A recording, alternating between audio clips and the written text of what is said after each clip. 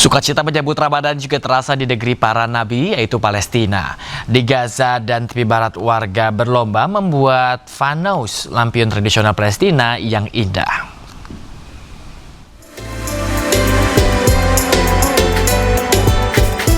Inilah dua bersaudara Muhammad Ramdan Khalil dan Abu Abdullah Al-Jamla.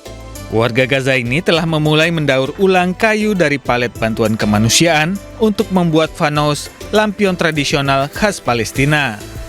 Hal ini dilakukan untuk menghidupkan kembali semangat Ramadan dan tradisi di Gaza. Namun pengadaan bahan baku menjadi tantangan. Hal ini mengingat kayu, kain, dan perlengkapan listrik dilarang masuk ke Gaza karena blokade penjajah Israel.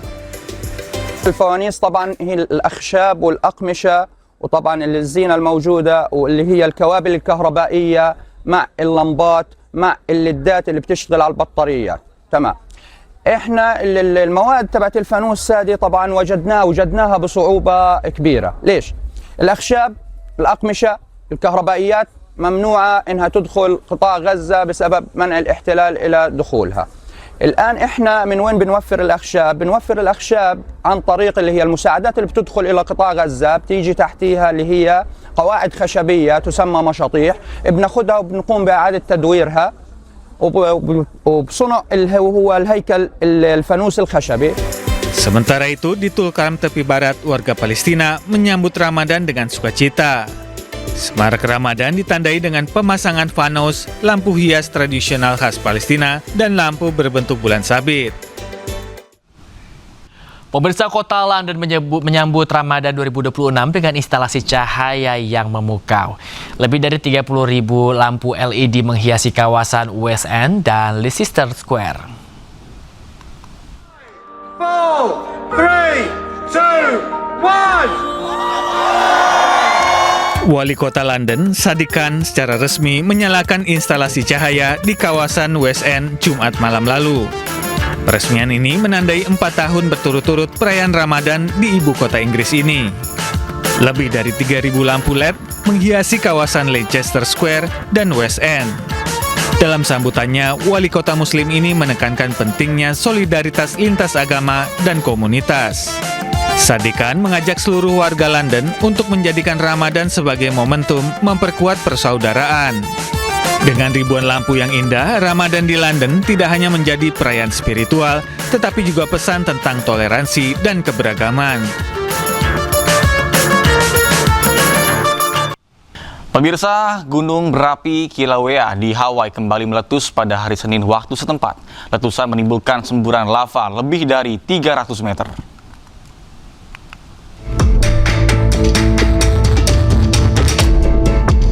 Gunung berapi Kilauea di Hawaii meletus untuk pertama kalinya setelah berminggu-minggu tenang. Erupsi terbaru dimulai sekitar pukul 13.50 waktu setempat. Ini merupakan episode ke-42 sejak tahun 2024 silam. Kawah Halimau-Mau menyemburkan serangkaian tirai air mancur spektakuler ke langit. Aliran lava panas mengalir menuruni lerengnya. Baik lubang ventilasi utara maupun selatan menyemburkan lava dengan semburan yang tingginya melebihi 300 meter. Sementara gumpalan abu naik hingga 10.668 meter di atas permukaan laut. Kilauea telah meletus secara berkala sejak 23 Desember 2024 dengan aktivitas yang terfokus pada 2 lubang di dalam kawah Halimau-Mau. Fase letusan individu dapat berlangsung hingga 12 jam, yang biasa diikuti oleh periode yang lebih tenang dan dapat berlangsung lebih dari 2 minggu. Pemirsa, kebakaran besar terjadi di sebuah wilayah komersial di Ekuador. Akibatnya 7 orang terdampak akibat menghirup asap.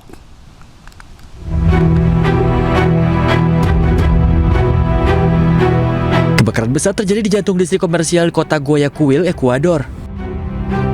Lebih dari 100 petugas pemadam kebakaran dan petugas keamanan dikerahkan ke lokasi kejadian. Kepulan asap membumbung di atas gedung yang terletak di persimpangan Jalan Chile dan Sucre. Beberapa petugas pemadam kebakaran membantu para korban selamat, sementara yang lain berjuang memadamkan api dengan selang air. Banyaknya barang yang tersimpan dan kesulitan mengakses bagian dalam gedung yang menghambat upaya pemadam kebakaran.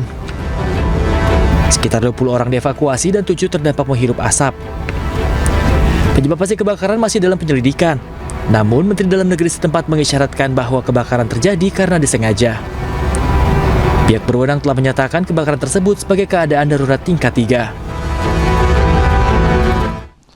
Pemirsa, rayakan Imlek dan festival musim semi, warga Cina mulai melaksanakan mudik ke kampung halaman.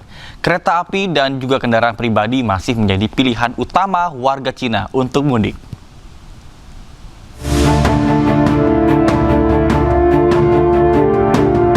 Ribuan kendaraan membadati gerbang tol Wuchuang, Cina pada Jumat malam. Warga Cina mudik ke kampung halaman untuk merayakan Imlek dan festival musim semi 2026. Tampak kendaraan bergerak stabil di puluhan lajur sebelum memasuki jalan tol. Pemerintah Cina menerapkan sejumlah skema lalu lintas agar kemacetan tahun lalu tidak terulang.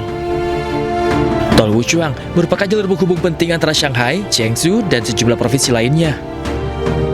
Pemerintah Cina juga telah membebaskan tarif tol bagi kendaraan pribadi berukuran kecil mulai 15 hingga 23 Februari 2026.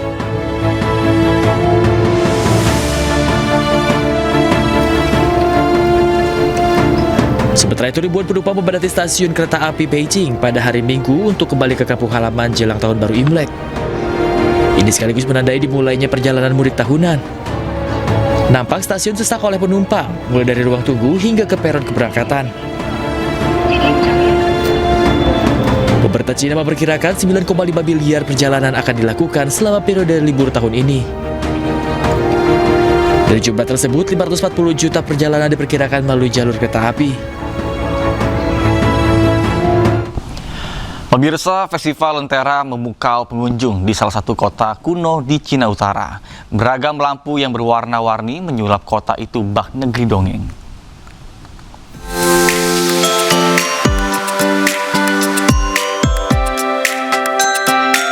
Festival Lentera Ibu Kota Kuno Datong 2026 menerangi provinsi Shanxi yang bersejarah di Cina Utara. Tampilan cahaya dan warna yang spektakuler untuk menyambut Tahun Kuda memukau pengunjung. Iluminasi yang semarak di sepanjang tembok kuno era Ming sepanjang 7,2 km di kota itu, di mana 46 instalasi lampion bertema dan pameran cahaya bergaya gulungan panjang mengubah benteng berusia berabad-abad menjadi tontonan yang bercahaya. Festival ini merupakan salah satu acara Tahun Baru Imlek yang paling spektakuler di Cina, yang berlangsung selama festival musim semi hingga bulan Maret. Tercatat lebih dari 1 juta pengunjung datang ke kota ini selama perayaan. Pertunjukan cahaya memukau juga terlihat di distrik Nansha, Guangzhou. Festival lampion Greater Bay Area mengubah kawasan tepi laut seluas 530.000 meter persegi menjadi negeri ajaib dengan penuh cahaya dan warna yang mempesona selama 90 hari. Lebih dari 100 instalasi lampion monumental dan hampir 1.000 pertunjukan yang dijadwalkan hadir dalam festival ini. Festival ini termasuk salah satu ajang budaya paling ambisius di kawasan ini hingga saat ini. Menampilkan patung-patung sutra besar berbentuk kuda yang sedang berlari kencang, serta karakter mitologi dengan ukuran raksasa. Tak ketinggalan, berbagai landmark juga menarik pengunjung yang ingin berfoto hingga mempelajari kota ini.